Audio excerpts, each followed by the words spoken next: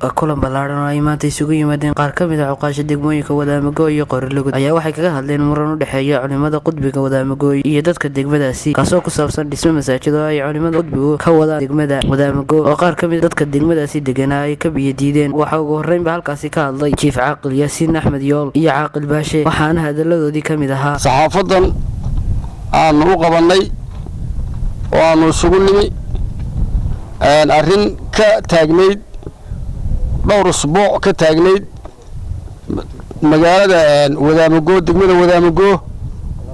oo ku saabsanayd arrimo u dhaxaysay qudbiga dariiqada qudbiga iyo deegaanka degmada Wadaamago haddii aanu nahay uqaashi ka soo jeeday beelahan halkan degan oo aanu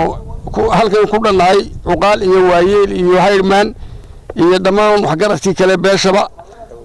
ee Wadaamago degmada Wadaamagooba waxaanu halkan uga sheegaynaa oo aanu fariin ugu gudbinaynaa cidii ay khusayso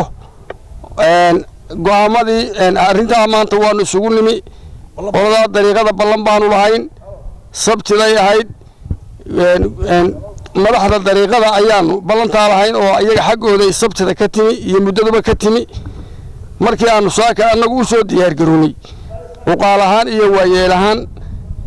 iyo dadkii deegaanka waxgaradka ahaaba hawshii aanu ballantii aanu lahayn way nagaga baxeen qoladii dariiqada waxaanaanu ugu nimi saaka magaaladii xasaasiyad fara badan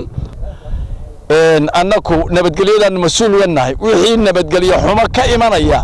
markaanu aragno dee dawladdaanu la hoos galnaa haddaanu cuqaashiya waxgaradka nahay waxaanu dawladda u gudbinay halkaa nabadgelyo xumada ka soo socota inay wax ka qabato waxna aan laga dhisin ayadu dawladdu na ay gacanta ku hayso annana aanu ku ilaashanno